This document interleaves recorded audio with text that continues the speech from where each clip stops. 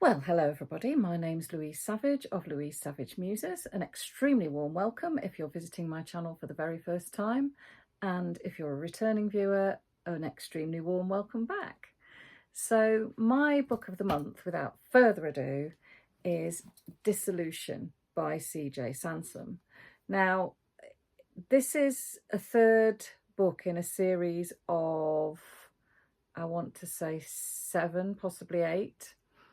And you might think that's a little bit unfair, talking about the third in a series as my book of the month. But actually, I've got some very strong reasons for picking this. I was actually in the middle of reading this, in the process of reading it, when the news came out at the end of April that CJ Sansom sadly had died at the age of 71. And I was really moved by that because it just seemed very strange that at that point I was in the process of reading this book. So that's one reason why I chose it, because I wanted to just say a little bit about CJ Sansom for those of you who may not know anything about him. So he is or was a best-selling author of historical mystery fiction, which is quite a lovely little niche genre.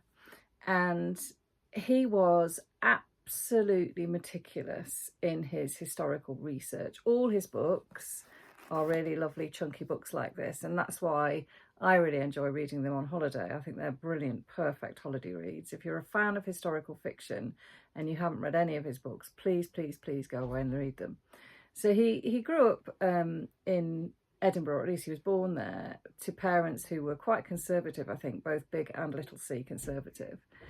And he moved to Birmingham to study. And by the time he arrived at Birmingham University, he'd become a real sort of socialist, very left-leaning thinker. And I think his PhD was actually, he did some research on an aspect of the Labour movement, the Labour Party in the UK. So he studied history. So he's got that fantastic sort of ability to find sources, to dig deep, to find the gaps in history, I suppose, which is one of the things that I think he exploits beautifully in this particular novel. And the other thing I would say about him is that he then later went on to become a lawyer, a solicitor. And his main character in all of these 7 or 8 novels, can't quite remember, is a man called Matthew Shardlake, who's living in Tudor England under the reign of Henry VIII, although obviously as the novels progress that changes. I think the later novels it's the reign of Elizabeth I. But Matthew Shardlake is a barrister himself. So I love the idea that he's used those 2 areas of expertise Sansom has, his ability as a historian, his knowledge of the legal world, to create this character who I absolutely adore. He's grumpy, he's got a hunchback, he's extremely knowledgeable.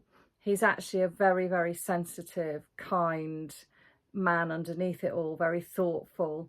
I think he probably expresses some of the socialist principles that Sansom himself had, even though he does it completely out of context, you know, in this very different historical era. And the books are page turners, and they're full of the most fantastic characters. So Shardlake has this wonderful sidekick called Barak, who's a real sort of chancer. He comes from almost a criminal underworld, and it's a very unlikely friendship, which I can't remember whether it forms in the first or second novel. But by this novel, it's well-established friendship, and Barak's role really is to protect Shardlake from the intrigue that he always seems to find himself in. This particular novel tells the story of, it's set in York, which is a wonderful ancient city in the UK, and York has this beautiful minster. And in the novel, because of Henry VIII's decisions about religion, the minster is being stripped of all its art and all its beautiful windows. The book opens with the stained windows being taken out, and somebody has a very dramatic accident as they're removing the windows. And that's the kind of the moment that propels the narrative. And Shardlake is sent to York because Henry VIII is on progress, which means that he and the court are moving through the country, and they've gone up to the north of England. It's 1541, I think, because there's been a lot of insurrection in the north, lots of rebels, and Henry VIII is trying to sort of put his stamp, put his mark down, and, you know, exhibit his power and authority. And again, in this novel, I love the way he's characterised. He's absolutely vile, but so plausibly so. I really, really enjoyed that too. And York is, you know, really the way that Sansom describes York. You kind of get to know the Minster particularly well, and all the little back streets and so on. And so he's really good at writing character, setting. The plot's really well driven.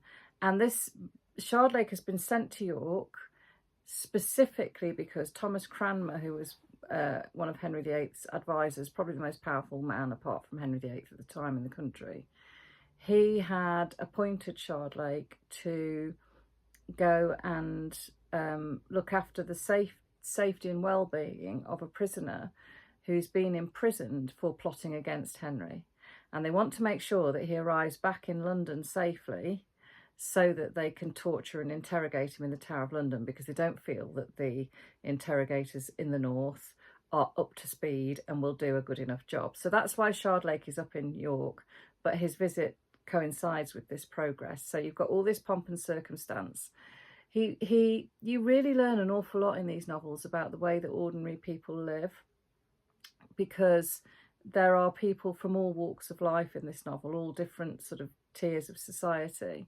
So, you know, I think it's a sort of book that really fleshes out my understanding of the Tudor world in an absolutely brilliant way. You don't notice it as you're reading it.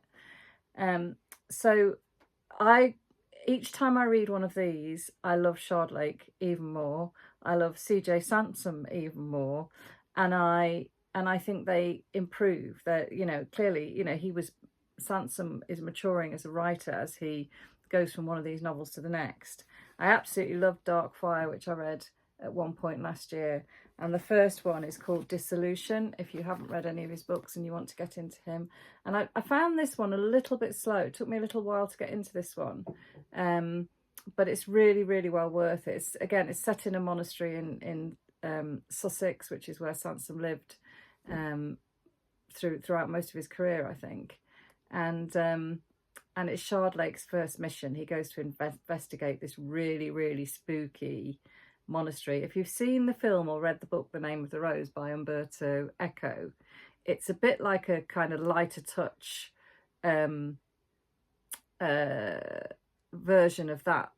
Not version of that tale, but I visualize it in a very similar way to Eco's book. The other thing I absolutely love about these books, if you're a history geek like me, or you love maps, at the beginning, there's a map of York, there's a map of Henry VIII's progress through the country, and I feel really lucky that I've still got another 4 or 5 of these to go. I think that he was in, that's right, I think he was in the middle of the 8th one. Don't know how far he'd got with it, because he'd been ill with cancer for some time, and I think his writing had really sort of slowed down because he had to research and all that kind of thing. And he must have been finding that exhausting while he was ill.